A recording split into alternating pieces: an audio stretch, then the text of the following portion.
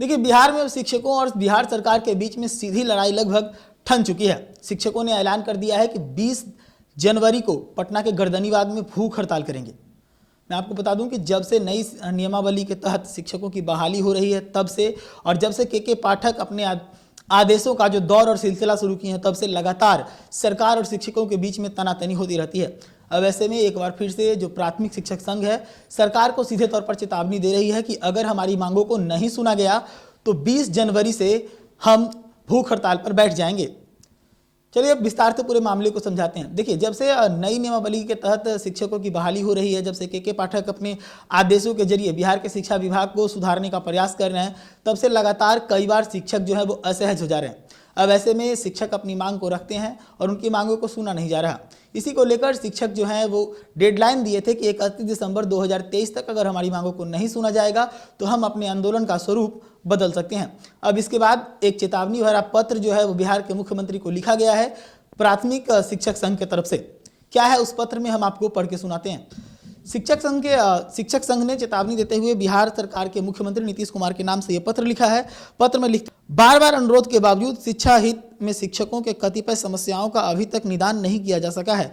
बिहार राज्य प्राथमिक शिक्षक संघ के द्वारा आपसे अनुरोध किया गया था कि शिक्षकों की मांगों को यदि दिनांक 31/12/2023 तक पूर्ण नहीं किया गया तो शिक्षक संगठन आंदोलन करने को विवश होगा। तदनुसार राज्य के सभी कोटि के शिक्षक दिनांक 20/1/2024 को बिहार विधानमंडल के सामने गर्दनीबाग पटना में मुंह पर काली पट्टी बांधकर 1 दिवसीय भूख हड़ताल करेंगे। यह चेतावनी दिया गया है बिहार के मुख्यमंत्री को और शिक्षक संघ की तरफ से, प्राथमिक शिक्षक संघ की तरफ से।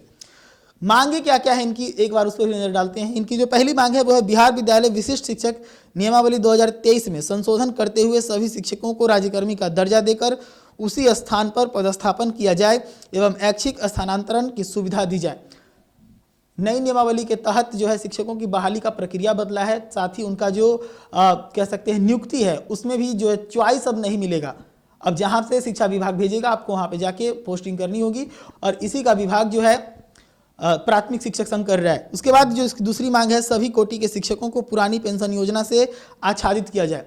यानी कि जो पुरानी पेंशन योजना थी इसको भी लेकर खूब बवाल बिहार में मच रहा है, लेकिन सरकार जो है इस बात पे अड़ी है कि पुरानी पेंशन योजना को अब दोबारा से बहाल नहीं किया जा सकता। इसको लेकर भी प्राथमिक शिक्षक संघ जो है वो अपनी बातों को रख रहा है। राज्य के सभी शिक्षकों को संगठन से हुए पूर्व के समझौता के अनुरूप केंद्रीय वेतनमान दिया जाए। अगला जो मांग है इनका, विद्यालय के समय सारणी में संशोधन किया जाए, विद्यालय संचालन की अवधि पूर्व की भांति रखा जाए, विद्यालयों के अवकाश तालिका को संशोधित किया जाए। अवकाश तालिका को लेकर भी खूब बवाल मचा था। आपको याद होगा लगातार किस प्रकार से जो है बिहार में विपक्ष जो है वो आरोप लगा रही है सरकार के ऊपर कि जानबूझकर समुदाय विशेष को खुश करने के लिए हिंदुओं के त्योहारों में छुट्टी को कम किया जा रहा है। और इसी को लेकर जब नया कैलेंडर आया था तो खूब बवाल भी मचा था, लेकिन अभी तक सरकार अपने नए कैलेंडर पर अडिग है। अगली मांग जो है इनकी है, शिक्षकों को सेवानिवृत्ति की आयु 62 वर्ष किया जाए। शिक्षकों की रिटायरमेंट की उम्र को बढ़ाने की बात हो रही है।